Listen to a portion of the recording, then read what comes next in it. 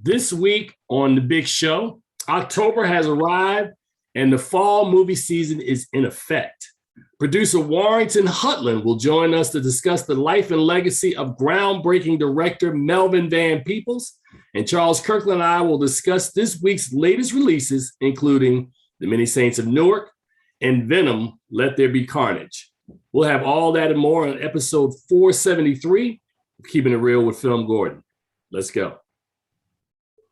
All right, and welcome to the latest episode of Keeping It Real with FilmGordon. I am Tim Gordon, and I am joined by my co-host, Charles Kirkland Jr. Charles, how are you, sir? I'm doing well today. It's a special day today. It's always special, man, when you're here, and it's also special when our guest today graces us, but I wish we would grace us under different circumstances. Warrington Hudlin, welcome back to Keeping It Real with FilmGordon. How are you doing today, sir? I'm managing. You know, it's a challenging time because we lost a great giant. But you know, we have to carry on. That's all. That was his instructions always. He says, brother, I don't laid out the DNA. I don't know why nobody's paying attention. So I'll pay attention. So that's what I'm trying to do. No, you're right, brother. You're doing a good job, man. And it's interesting because when I got the news, man, the very first person I thought of and first person I called was Warrington Hudlin. And you and I talked for probably, 20, 30 minutes, man. Both of us were in a place where we understood exactly what Melvin's impact was and what we lost. So you being a lot closer to Melvin than I was, Warrington, let's first talk about the man before we get to the relationship. Explain to people who Melvin Van Peebles was and what was this amazing, enormous contribution that he gave us. I'm going to try to use his voice and his vernacular. Melvin Van Peebles was the best who ever did it and got away with it.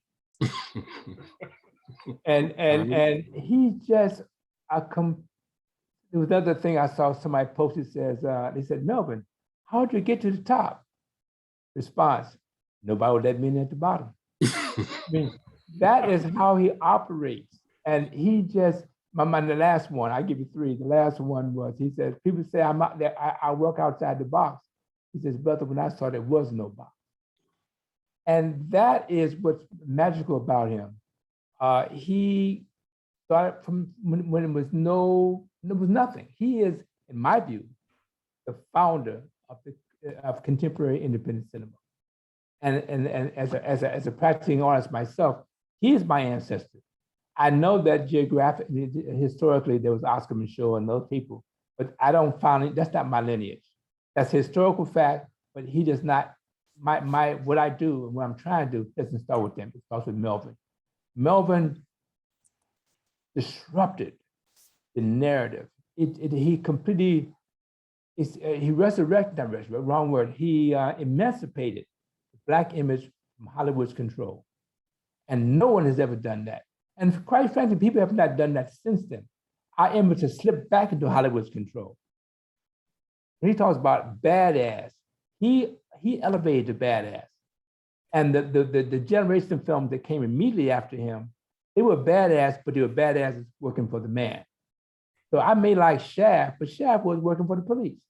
Right. You go down the list of people, Pam Grier, those are all quasi-government status quo agents. And they were tough, no, all due respect, but they were not outlaws. And Melvin Van Peebles was an outlaw. And he had to be because American cinema had no place for Melvin Van Peebles, but he took his place.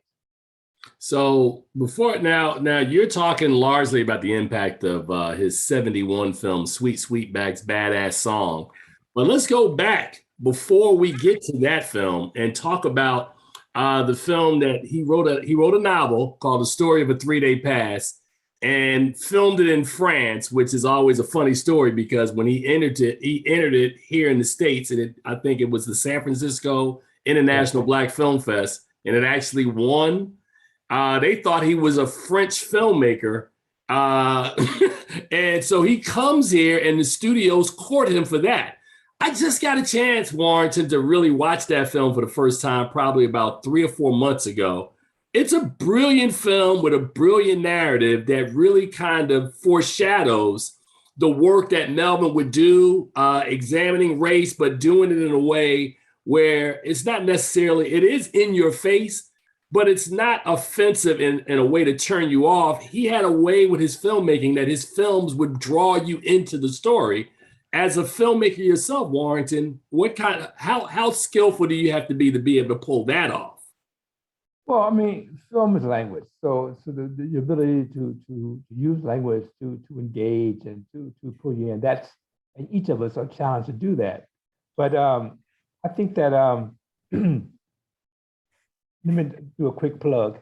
Last week, the Criterion Collection has that film, to Our Class, excuse me, and a couple other films. It's a box set, just got released.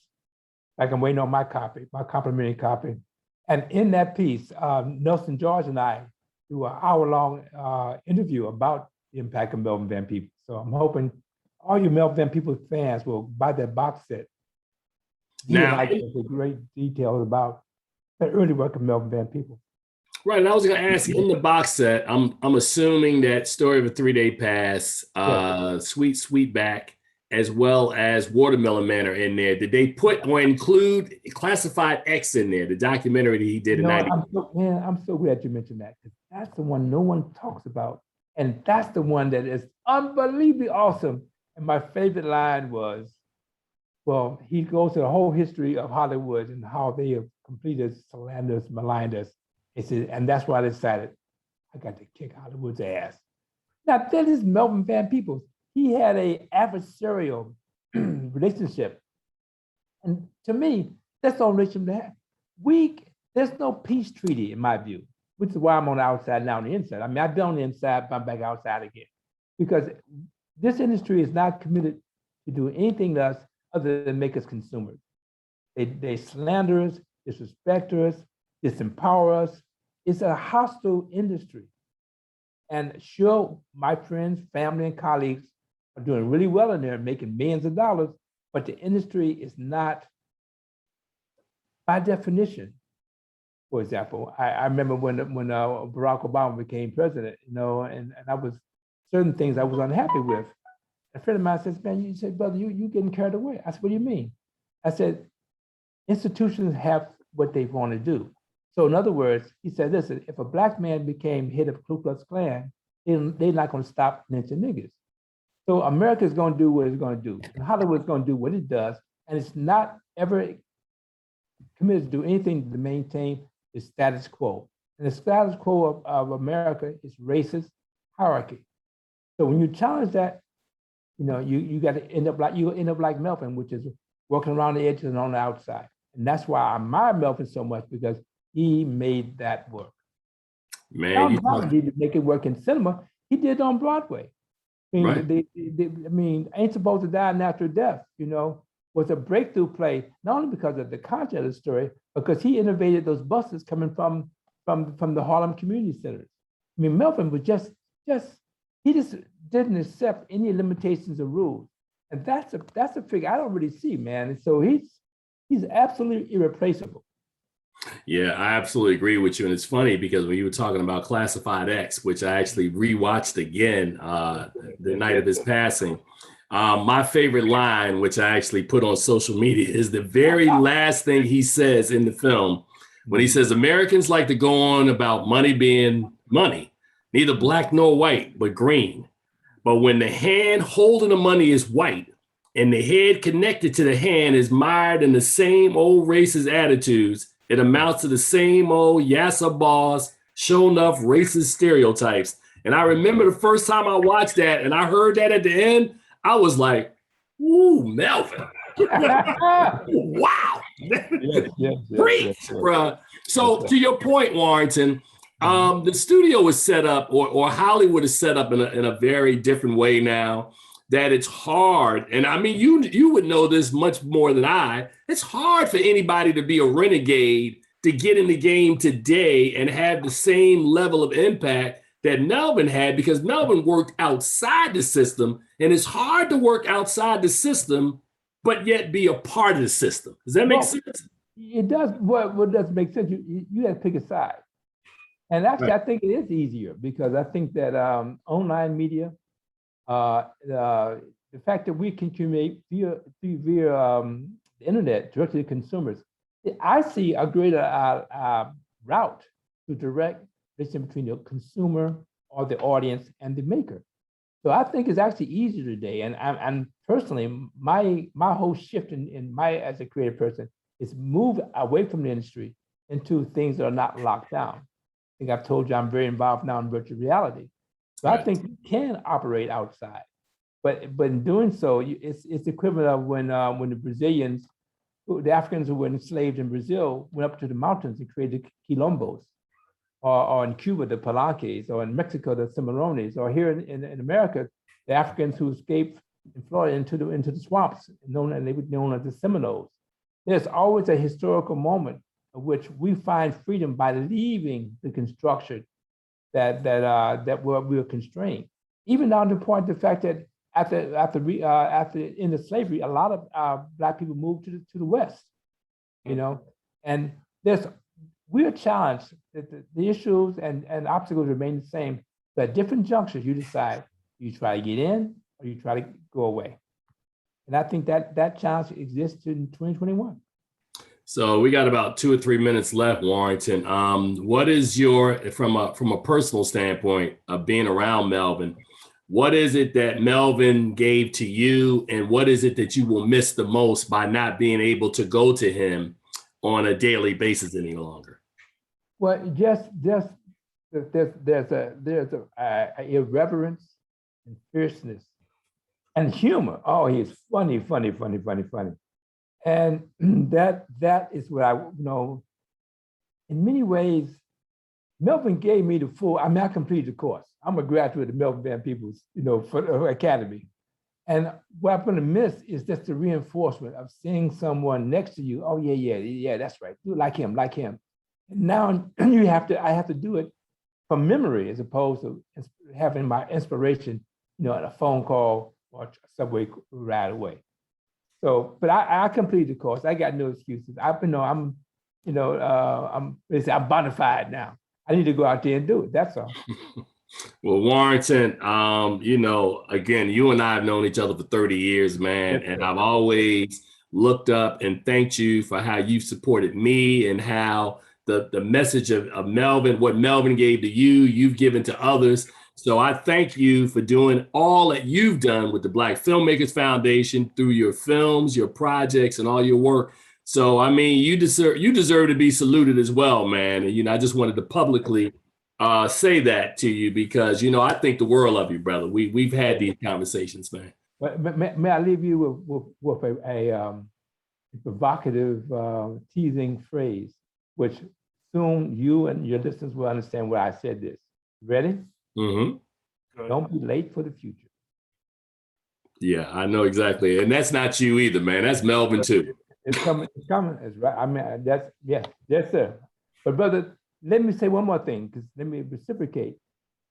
As creative people, it's one thing to create content, but if there's no one there to critique, promote the content, we just like the tree that fell in the forest. And for a long time, for a very, very long time, I said, how many hats I got to wear? I got to make the films, screen the films, create festivals, and then comment to it. I already do my line of commentary. I said, no, that's too much. So you and your crew, and I thank you, brother, for being part of this team, because we can't wear every hat. This is an effort. It's a movement, and what your role you play from this show we're on right now, and your festivals and your awards, all that is an essential ingredient. So it's the stool has 3 legs. Okay. Yes, sir. I appreciate you, man. Well, Warrington, thank you for giving us your time and your memories this afternoon, man. And we definitely will be in touch. May I exit with a lyric from Sweet Sweetback? Go for it, man. You bled my mama, you bled my papa. But you won't believe me. All right, now. All right, bro. You take care. Salute, bro. Salute. All right, man. And of course, that is our friend, Warrington Hudlin. He's an amazing man. Warrington's supposed to be gone now, but he's still there. Well, there he is. What's up, Charles? Hey, man, Warrington. We have a very interesting relationship, and always have. We'll touch bases with each other every 5 to 6 months, and usually, as you can tell, Warrington is not one to kind of beat around the bush, because he has been around people who don't beat around the bush. So these conversations usually get contentious, but I have nothing but mad respect and love for him, man. He's an OG in the game, and he was a step away from Melvin. I met Melvin once. Well, actually, it's not true. I interviewed Melvin a couple of times. It was like interviewing my grandfather, man, just crotchety. and met him once, but he was funny. So, but yes, man, I definitely wanted to make sure that we had an opportunity to talk about the monumental life and impact that he had. And that was just a slice of what Melvin Van Peebles brought. But Charles Kirkland, the man who was quiet during the whole thing, like, Charles, man, jump in. Man, I was just a passenger. I wanted to jump in and talk about Citizen X for a minute there, because he produced, Melvin produced that one. He didn't direct that one. That one was Mark Daniels. Right. But great film. Oh my God, man. That is such and that's actually the precursor to Bamboozle. So Spike would make Bamboozle, I think it was 2001, which was kind of like the feature film version, of what Melvin was trying to tell you in the story. But yeah, man, I really felt Classified X. I remember I have a series that you've attended called Uptown Saturday Night, and I showed that film, and I remember looking at everybody's faces at the end. They were like looking back at me like, you dropped a nuclear bomb on them. That's what happened. Oh, man. All right, bro. So we in the show now, man. Busy week, but the big story for me, a couple of things I wanted to bring up. Because we're going to get to the Many Saints in Newark and Venom, Let There Be Carnage a little later on in the show. The lawsuit was settled, announced last night. Scarlett Johansson, Disney. All I can tell you, Charles, I'm reading between the lines of the press release. Everybody was like, oh, we're all happy. They cut her a big check. They had to. They cut her. It wasn't only about Scarlett anymore. It was the Russo brothers. It was everybody else who was jumping in on that side. And No, Charles, you're not listening to me. I'm saying the language I was reading last night, man, that was a big check. That might have been. I'm guessing it can't. You wouldn't get that excited over a $25 million check in 2021. That check had to be. I'm thinking the floor of that check was 50 mil. At least. It's about 50 to 70, in that range, 50 to 75. Yeah, they paid her. Check. Big check. I saw that. I was like, yeah, everybody's like, we welcome her. We will welcome her back to the They cut her a check. So that was interesting. The other thing that was of interest last night, and I don't know if you saw this, I guess Variety magazine had this summit for women. I forget what it's called, but Angelina Jolie. Did you get a chance to see how her speech she gave for Amanda Gorman, who is the young poet laureate who we met during the inauguration? Yes, I heard about it, but I haven't seen it. Yeah, that was a good one. So I watched that this morning. I thought that was of note. So I'm always, and again, as we talk about October, as I did at the top of the show, it brings us with us still being in a sort of a pandemic situation, but with things going back to in person, it's been a very interesting 24 hours, man, between we're 2 weeks away now, Charles, from the Middleburg Film Fest. Wilson Morales is not here this morning because he's attending the New York Film Fest. You're online right now attending the Nashville Film Fest. Am I correct? That's correct. A couple of weeks ago, was it last week? A couple of weeks ago, I spent a week during the Toronto International Film Fest. And then yesterday, I put in my application and been trying to got my flights for the Sundance Film Festival. And then also yesterday, I don't know if you know about this one yet, Charles, because you're just joining or just become a member of the Critics' Choice Association. They sent out information to all of the voting body that they were creating committees for all the different shows that they have, you know, whether it's the Super Awards, the Celebration of Black Cinema, Celebration of Latino Cinema, all this stuff, right? So it was so funny last night that I applied to be on one of the committees, and Wilson Morales, Kevin Sampson, and a bunch of other people who've been on this show before all had the same idea. So we all ended up on the same committee. I was like, yeah, it makes sense. So we're all on the Celebration of Black Cinema committee, which I also, tomorrow, we have a special event that we're doing that Charles is going to be in the room for, that I am moderating a roundtable with Oscar-winning and Black Reel Award-winning screenwriter John Ridley for his new film, Needle in a Time Stack, which is going to be coming out in a couple of weeks. So all that stuff, it just took me 5 minutes to say all of that. Man, we're busy right now. This is award season. We are getting there. So in the coming weeks, I know a couple of my colleagues have already seen The Tragedy of Macbeth. A couple of them have seen King Richard, which is Will Smith's film, which both of us, you and I, will get a chance to see pretty soon. In addition to that, The Heart of Their Fall is going to be at Middleburg. So we'll be talking about that in the next couple of weeks, as well as Passing, which debuted at Sundance. So it's a lot of film activity that's going on, man. So far, Charles, without giving me any titles, what has been your overall feeling of what you've watched so far from the Nashville Film Fest? Nashville has a solid lineup of a lot of movies all across the range. So I'm interested. There's a lot of good stuff. A lot of female directors out here that are doing things. Nashville is hot. They got a large slate of movies. So I feel like I'm at Toronto, maybe not as bad, Toronto light. But I know there's about 100 films that they're showing. I'm like, so have you been blown away by anything yet?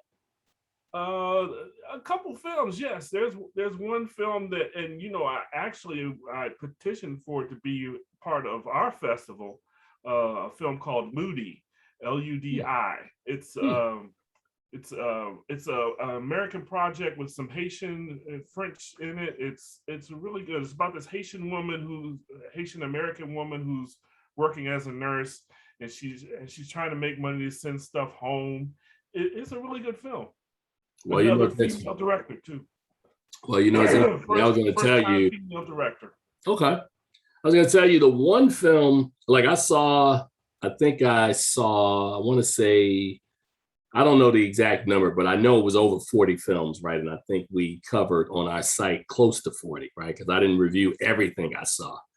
But the one film that stands out, and I have to reach back out to him, and I'm just giving this to the audience. So if you ever see this film at a festival, or if we are lucky enough in order to obtain the film and put it in a screening series of ours, it was a film from the Democratic Republic of Congo, and the film was called Salom. I'm not sure if I'm pronouncing that correctly, but it was Saloum. And it was a story about these three mercenaries that they nicknamed the Hyenas. And these three mercenaries would show up in a town, and let's just say they would change the game. One was their leader, who wore some gloves, which once you get deeper into the story, you'll understand what the significance of what he's hiding on his hands. Mm-hmm. The second one was kind of the muscle, who was a guy who had like a blonde haircut, high and tight, but wore Versace shoes and would just kill up people. And the last guy was kind of like they called him like a gree or a witch, who carried no weapon, but he had some powder and would just go, and you would just, so let's just say everybody who saw this movie with me, we loved Salome. Salome. I'm saying that now because you will hear that title again at some point. Like that's that movie he was talking about. Mm-hmm. Man. So I think it's impressive. All the international films, all the things that are coming from different areas, got a lot of quality out there. It is, man. It is Netflix, a lot of quality. On Netflix, in a couple of months, they're going to be dropping the final parts of the season of Money Heist, which is a series that came out of Spain, and it blows up Netflix every time it comes out. So if you're stuck with what's going on in the United States, there's a lot of international things out there that you can watch that are fire. Well, it's interesting, man. I love Netflix, and I have what I call a love-hate relationship, right? I think I'll explain. I think the issue that I have is that, for people like us, right, who we get so much advanced stuff from Netflix, right? So, by the time the general public gets to see stuff, we've seen it already. And then I think the way that the Netflix platform is set up is that the movies don't go away or they get cycled. Like everything stays on the page, right? So I'm like, there are many times I go through Netflix and I'm like, seen it, watched it again, seen it. I want the new stuff. Where is the newer stuff? And I think that's what I call the gift and the curse. Like there are times that like I'll talk to Charles and Charles might be watching something that's not a part of the algorithm that they're sending it to me. And I go, oh, okay. So that's kind of how I discover new movies. But I just think it's a very interesting algorithm, much like where you look, if you go on Disney Plus, Disney Plus has the same sort of thing, but they'll funnel through films. HBO Max is also different. Hulu, all these different platforms are set up a certain way for you to find whatever the newer content is. And I think with Netflix, while Netflix does a great job of creating the content, I just don't think you do a good job of giving me like some newer choices unless it's stuff I've already watched. They're like, oh, since you watched this, we're going to give you all these movies. I'm like, nah. So let me tell you, and I think I've said this on this show before. One of my favorite pastimes is in my house. We have several people who have Netflix accounts. And just to find new stuff, sometimes I'll go and open up somebody else's Netflix page and look at what they're watching and go, oh, I found me some new content. Or maybe, Charles, I'll find some new content. Maybe it's not something I'll watch, but I'll put it on my page to see if it'll expand the algorithm to give me more stuff. Yeah. So so to me, that's why I call it the gift and the curse. And I think it's the one platform that just drives me batty.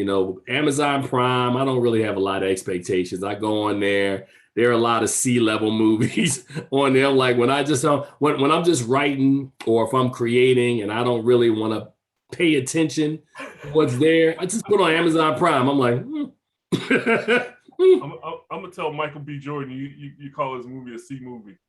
Well, I mean, we paid attention to Without Remorse, which is also, I'm glad we're having this conversation because we're just having a flowing conversation because we know we have two movies later in the show that we have to talk about. But Charles and I have gone almost a month where I think now this is your second show since like the beginning of the month. Yeah. Or actually the beginning of last month. Yeah. Yeah, man. So we were down, man. We had film festivals and we're going to go through the exact same thing in a couple of weeks when we're in Middleburg trying to figure out how to do a show while movies are going on, because it's that Friday when we normally tape like we're doing right now, starting at what is Middleburg's start time, like 9ish, 10 o'clock? 10 o'clock. To like 11 or 12 o'clock midnight. It's just movies all straight. So I mean, you gotta find a break to even eat when you're at Middleburg. So I mean, if you're not and I don't think they're not letting us bring food this year. So I mean, well, no, they're not letting you. They're not letting you eat food in the theaters, which I think is genius because I saw a screening. Well, both you and I were at No Time to Die earlier this week, and it was funny because as a rule, I usually don't eat in theaters, especially now. I mean, before I'm like, nah, I don't need to eat. I'll eat before I come to the theater. But with the runtime of 2 hours and 43 minutes, I was like, I need a snack. So everybody who was in the theater ran out to concessions, and we were all like, man, 2:43. So I go out there and get some stuff I had no business eating, and I'm not going to divulge on air what it was, but I was ashamed of myself. But there are no healthy options. It's not like they sell. Show me the theater that has a salad. I'm waiting. Maybe East Street. I don't know. One of those independent. They got a salad. Maybe. Yeah. I mean, because you're not gonna find it easily. No. Yeah. I'm laughing because at the end of the day, man, we all understand that everybody has a role, is a cog in this huge wheel that's called entertainment in Hollywood, right? I've been saying for years that it would make more sense if like Chick-fil-A partnered with AMC and like you can get a wrap or something in the theater. That would make sense. Now, it wouldn't make sense for AMC because AMC's profit margin would be cut because, now you're giving money to the Chick-fil-A versus, us giving you out some Twizzlers or some hard pretzels or some candy, which we can buy for almost nothing and then charge a whole lot more money. So there's nothing. So if you're looking for healthy food in the theater, you either need to eat before you come, eat after you leave. But if you eat anything in the theater, none of it's good for you. The soda's not good for you. The Twizzlers, which is, I said I wasn't going to divulge, is what I had. You mean the Red Vines? No, I had Twizzlers. So, yeah, it wasn't good, man. So it's just interesting to me that we are all right now just scrambling because, you got the celebration of Black cinema coming up in early December, the Critics' Choice Association show coming up in early January, the Black Reel Award nominations coming up in mid-December, the Black Reel Award show coming up at the end of February. You got the is it the Winter Olympics this year, which is pushing everything back. Yep. So the Academy Awards, instead of being at the end of February, are now going to be at the end of March. The Super Bowl, which I found out is now the second week in February. Yeah, it's nuts, man. So all and it's funny because that's also because they expanded the schedule to 17 games, so they had to push everything back. So think about everything I just said outside of the Oscars is happening in the next 120 days, the next 4 months. So the day is October the 1st, and by the end of February, the Black Reel Award show will be the very last Sunday in February. The Super Bowl is 2 weeks before that. I mean, it's the Sundance Film Festival is in January. The Critics' Choice Association is in January. Celebration of Black Cinema, Black Reel Award nominations are all in December, and then next month is Thanksgiving. No rest for the weary. No rest for the weary. It's just you see the silence? Slam. You see the silence, man. So we are in it right now. I'm very excited. As I said, in 2 weeks, we will get an opportunity to see one of the films that I've been hearing that's been hyped for about the last month and a half. Boy, people keep telling me, man, this year's Oscar race is going to come down. This is a rematch of 20 years ago. So you're going, what happened 20 years ago? 20 years ago, Denzel Washington was nominated, as was Will Smith in the Best Actor race. Denzel did Training Day, and Will Smith had Ali. Mm-hmm. So can Will Smith upset the GOAT this time? Because King Richard is getting crazy praise right now. But the tragedy of Macbeth, Denzel Washington. And Frances McDormand. Yeah, man. Well, that's another story, man. The Frances McDormand piece, I'm not really, I'm unhappy because I knew last year when she was up for Nomadland, when Viola Davis was up and Andra Day was up, and there were so many other folks who I thought really should have been taken a lot, who I think gave performances that really merited. I thought, I'm cutting to the chase. I thought Viola Davis didn't give the best performance. I thought Andra Day did, but I understand that there's a lot politically that goes into choosing, the winners in these categories. And I thought since Halle Berry is the only Black woman, or here's the better way to say it. A good friend of mine named Sean Edwards said this to me, and I was like, man, this is perfect. I'm using that. He said, think about it this way. Frances McDormand has 3 Best Actress Oscars.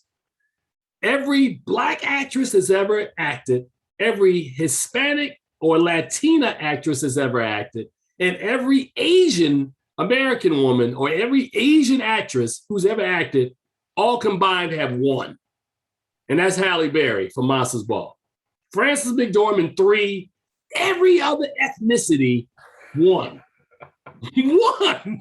And so to me, when I talk about the politics of a thing, that's what I'm talking about with the Academy Award, because again, for what seems like the 95th thousandth time on this show or publicly, privately, it's not about merit. Because if you study the history of the Oscars, there are so many instances where people obviously gave the best performance and politics came in. I go take you back to 1993 Academy Awards when Denzel Washington did Malcolm X. And he literally was the front runner, but Al Pacino had never won an Oscar. He had been nominated 7 times previous, and there was a thought that this was his last best shot to win, and he won for Son of a Woman. Or let's think about the conversation I like to have. Let me just ask you a random question, Charles. When's the last time you seen Saving Private Ryan? Oh, wow. I'd say it's been at least a dozen years. Yeah, but you remember it, Saving Private Ryan, right? Yeah. Really good film, right? Yeah. When's the last time you seen Shakespeare in Love? Never. I take that back. I saw it one time. Look, good movie. Watch this. I'm not saying, and here's the thing that a lot of people always, a lot of my inner circle always get on me, and I manage to say this a lot, right? Just because I prefer one thing over the other is the thing that I don't prefer is not that it's not good. I'm just saying I think the other thing that I prefer is better, right? Shakespeare in Love is a good, entertaining movie that, like you said, I haven't watched Shakespeare in Love in probably, I don't know, maybe 1 or 2 other times since it's been out. Good film, Gwyneth Paltrow, good story. But do I think impactfully that it's better than Saving Private Ryan? Absolutely not. Here's another one. Rocky, winning in 1977, right? It came out in 76.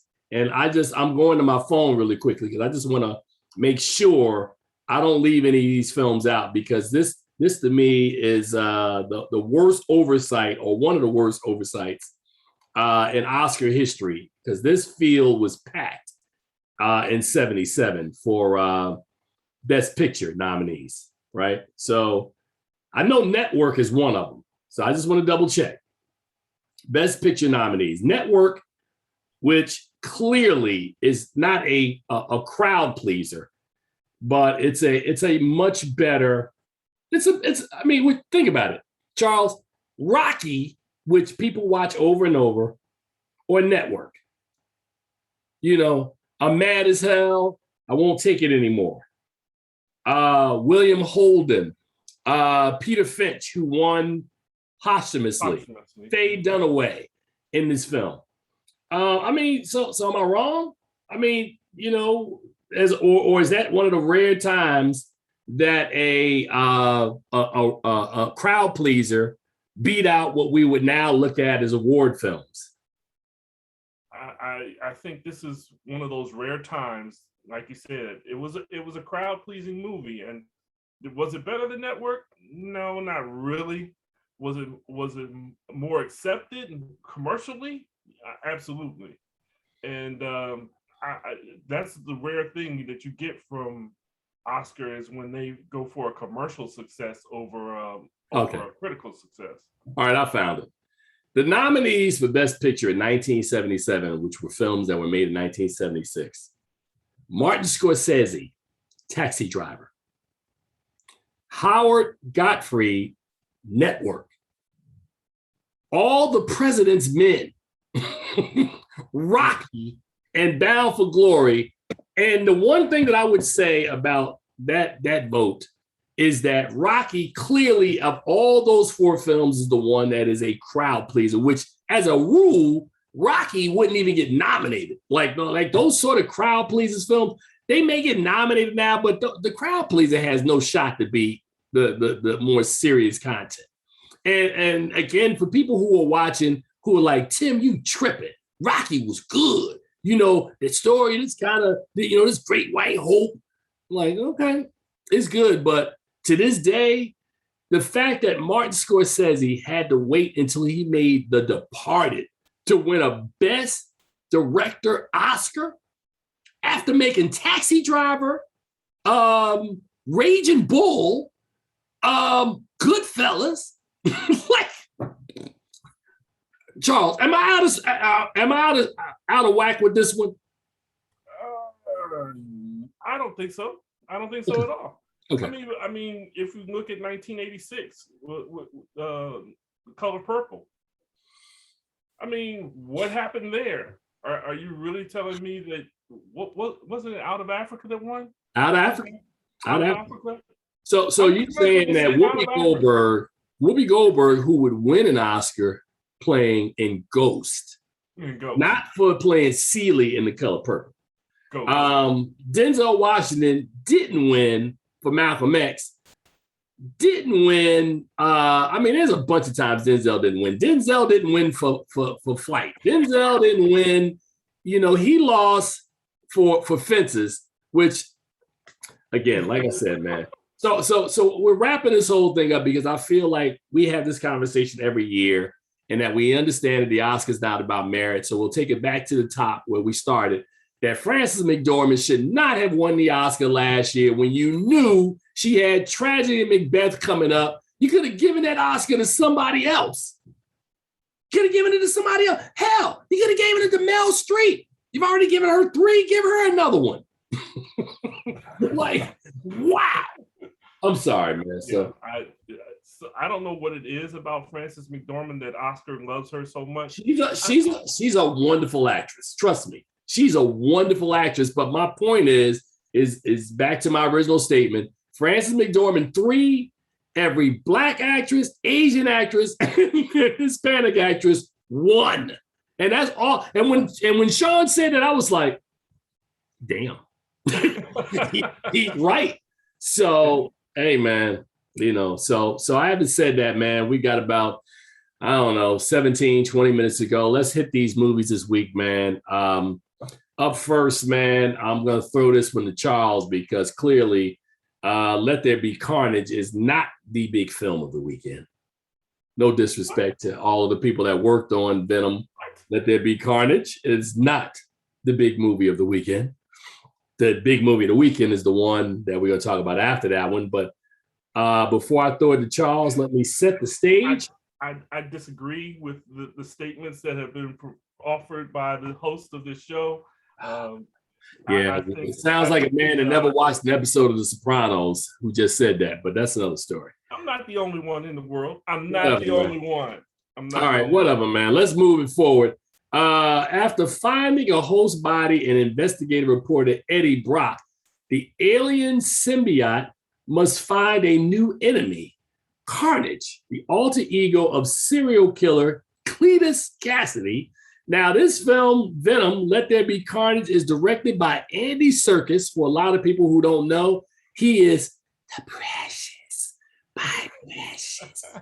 So in this film stars Tom Hardy, Michelle Williams, Naomi Harris, Reed Scott, Stephen Graham, and Woody Harrelson.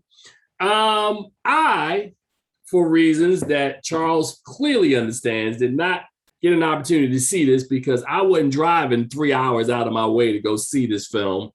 I have other films to see. Charles Kirkland, talk to us about Let There Be Carnage. Let There Be Carnage. When I got to see this film, it was the second half of that doubleheader we talked about with No Time to Die. So I got double feature of Naomi Harris, which was actually a lot of fun. I'm sorry. I said nice. We like Naomi Harris. So Let There Be Carnage is groundbreaking on two fronts. On two fronts, they first of all, they packed this thing into 90 minutes. They told this story, they got in and they got out, something that filmmakers nowadays just aren't doing. And I really appreciate what Andy Serkis did with getting this story together. Tom Hardy actually has a writing credit as being on this film as being the second writer. So visual effects are pretty good. It's a very humorous story in comparison to the last Venom. I thought the graphics were well done, but the big issue is that Naomi Harris plays this character in the movie called Shriek, and Shriek is a mutant, has been designated a mutant in the Marvel universe. So this is the actual first MCU movie, if you can say, because they do connect Venom to Spider-Man in that Spider-Verse. So technically, we now have mutants in the MCU. So thank you to Venom for that.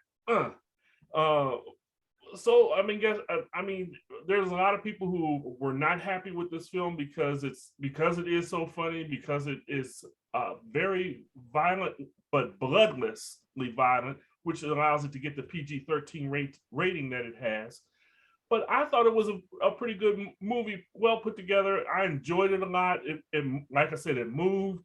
Andy Serkis seems to know exactly how, because he's the motion capture guy. He knows how to represent the motion capture world well.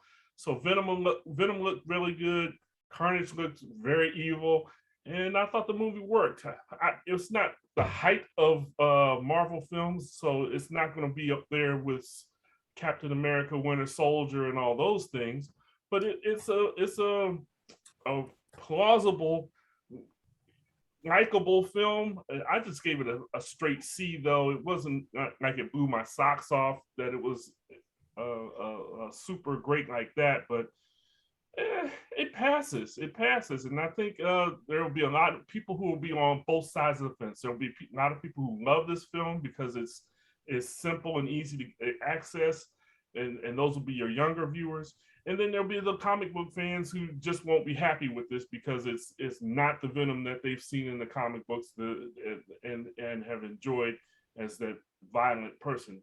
Woody Harrelson is great as Cletus Cassidy. And, I thought it worked. So I gave it a C. All right. Not a problem, man. Okay. Well, this is interesting because Charles and I are on both sides of the fence.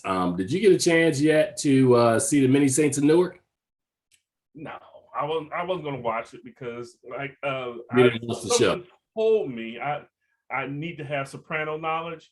And, I grew up without the 3-letter network that carries Sopranos. So I've never seen any of these Sopranos. So all right, well, it's interesting because I'll let Charles run with that one. I'm going to run with the next film, which I think, since I saw it, is the big film of the weekend. Get it, Charles? The big film of the weekend. And of course, that film is The Many Saints of Newark, which is subtitled A Soprano Story, right? Interesting. I have a lot of comments about The Many Saints of Newark, so let me get started. Young Anthony Soprano is growing up in one of the most tumultuous eras in Newark, New Jersey history. Again, transparency, I'm from Newark, so I have a lot of thoughts about this movie. Becoming a man just as rival gangsters start to rise up and challenge the all-powerful DeMeo crime family. Caught up in the changing times is the uncle he idolizes, Dickie Maltasante, whose influence over his nephew will help shape the inoppressible teenager into an all-powerful mob boss, Tony Soprano. Now, there's the prequel to the story. The film stars, of course, the late James Gandolfini's son, Michael Gandolfini, playing a younger version of his character, which I thought was genius. Ray Liotta plays 2 roles in this, which I'll explain momentarily. John Bernthal, Vera Farmiga, and Alessandro Nivola, who plays the proverbial lead, Dickie Moltisanti. So before I get into this film, and I think we got about a good 10 minutes, so let me break this one down. The Sopranos was a show that was hugely popular on HBO, ran for 7 seasons. The story centered around the point of view of crime boss Tony Soprano, played by James Gandolfini, who had to juggle the demands of his crime family and his associates. And I'm using the names of his associates, so I'm not being vulgar. So it was Paulie, the P word. I can't say it. The P word, and Paulie and Silvio, right? Also, his nephew, Christopher Moltisanti, is in his crew, and I'll get to that in a second. And then he also has his wife at home, Carmela, his son and daughter, as well as his wife and his mother, Livia Soprano, who, along with his uncle Junior, so this is his kind of extended family, right? So in the movie, which is, and again, I'm not doing any teasers, because if you haven't watched The Sopranos by now, I'm not spoiling anything for you, right? So the film is narrated by Christopher Moltisanti, who Tony Soprano murders. I forget what season it was, but he murdered him on the show. And in this wonderful way that they introduced the film, he is the voice of the film, talking about his father, Dickie Moltisanti, or they called him Gentleman Dickie. And then his grandfather was Hollywood Dickie, played by Ray Liotta, right? So are you with me so far? Yeah, so we started in Newark in 1967, like around the time of the riots, when I was in Newark as a kid. And we see, the city on fire, all of discomfort that's going on after the police beat down a black taxi cab driver, which is based on a true story, right? But the bigger context of this story is, for people who are fans of the show, is that you get to see all the characters that from the show, all in their younger versions, right? So you got younger Uncle Junior. You see the father that we always hear about on The Sopranos, but we never met, Johnny Boy, played by John Bernthal. You get Dickie Moltisanti, who the story really is through his point of view, played by Alessandro, I think it's Nicola, I said his name was. So, and he is the one who, despite the fact that Tony has a father and Johnny Boy, Johnny gets locked up in prison. So, Dickie is the one who's there for him, kind of mentors him, somebody he looks up to, somebody he respects. And it's a very, trying to tie up all these ends, because there are a lot of ends that are untied that had to be tied up in the story. So Dickie, in addition to being an influence on his nephew, also is a member of this crime family, the DeMeo crime family. And he works with an African-American partner played by Leslie Odoms, who is responsible for the numbers operation, and he collects the money and brings it to Dickie, and then Dickie adds it to the family bottom line, et cetera, right? So, I think one of the ironies of the film is that I could count probably on one hand how many African-American characters played in The Sopranos in 7 years. And then when David Chase makes the movie, he centers a lot of the story where it's not half the story, but like a third of it is this whole subplot about this contentious relationship between Dickie and I forget the character that Leslie Odom plays, and him wanting to be up from under Dickie's thumb and wanting to have his own thing instead of working for the man. It's around the time period of the late 60s, early 1970s. So, there is this feeling of empowerment and unity in the Black community. So there's a lot of stuff going on in this movie. And at the same time, you've got Dickie, who on one hand is this really suave, smooth gangster, but as soon as something ticks him off, he almost goes into this rage where he commits like heinous acts of violence, and then he'll snap out of it and be like, oh, I'm back. So there are a couple of times that happen in the movie where you get to witness that. And it's just, to me, to kind of wrap this thing up, because we got about 5 minutes to go, the easiest thing I can say about this film is that the whole summation of the story, Charles, is about learning what makes Tony, the influence that made Tony Soprano. And it feels to me that, like, if this film is a car, right, and we're trying to tell a story, it feels like we get to a part of the road and it's still unpaved. Like we're on the way, but it doesn't actually connect you in the way that I think is intended. And I think David Chase understands that, because now they're talking about making a sequel to this film to kind of bring Tony probably into his 20s. So we get much closer to really understanding the stressors and the conditions that kind of really make him. Right now, we just see an overview that we have this shadow and this influence, but it feels like there's a huge part of the story left out. But it was fun to see, like I said, all these younger characters, to see the casting of Vera Farmiga, who plays Tony's mother, who looks a lot like what Tony's wife looked like on the show. So, I guess like this Madonna complex that you wound up marrying a woman who's your mother, despite the fact that you and your mother don't get along. So it's just a lot of interesting things like that that are in the story. But it felt really good to finally put faces to a lot of the names that you hear about. And this legend of Dickie Moltisanti really plays out in this story. And I think this is really Dickie's movie as it relates to Tony watching and observing, to seeing what the life is all about. I think the next movie is the movie that will really make the connection. But it made me go back over the last couple of days and rewatch kind of what I call, really classic episodes from The Sopranos. And the one thing that I will say with a couple of minutes ago is that I never forget the feeling when HBO sent me the first 4 episodes and I didn't know what it was. I was like, what is this? And I remember watching the first episode, I was like, I'm not understanding this. And by the time it got to the 4th episode, I was like, this is really good. This is really good. Now, and I will say, I felt some kind of way about the parts in Newark.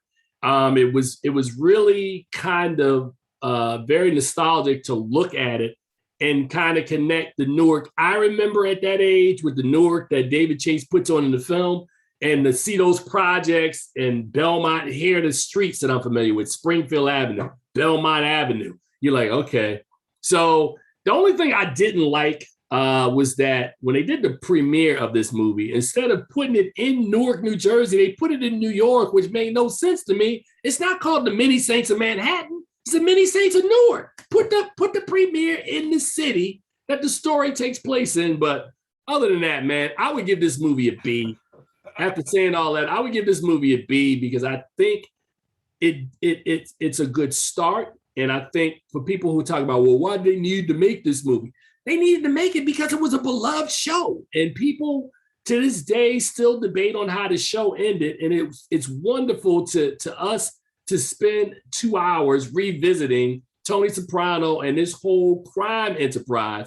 It almost gives me kind of Godfather vibes when you go back and watch Godfather 2 and we connect like a prequel and a story that moves forward simultaneously. So it's wonderful to revisit The Sopranos, and I enjoyed it. I give it a B because I still think that there's more story they need to tell to really make the connection. So that's kind of what I got, Charles. Okay. Again, it's not a movie for those who don't know anything about The Sopranos. Well, I mean, I think if you haven't watched the series, you could probably watch the movie with some curiosity. But if you understand the context of what you're watching, I think it makes it a little more effective. So I think that's truth of any story. All right, man. Well, let us get out of here right now, man. And as I tell you guys every week, please see something good at the movies. Charles and I have both reviewed Venom, Let There Be Carnage, which Charles gave a C. I reviewed The Sopranos. The Many Saints of Newark, a Sopranos story, and gave it a B. So you make the decision. And also remember on Tuesday, I think it is, Dave Chappelle is dropping his latest concert on Netflix. Charles and I will be talking about that next week. Hopefully it's funny. Look, hopefully it's funny. I don't know. I assume with Dave Chappelle, as he says, it'll go well. I just want to see it for myself. Right. So we out of here, bro. You take care. Episode 473 is in the books, man. Until next week, man. We'll see you guys on the other side. You take care. Charles, good job, sir. Peace. Peace.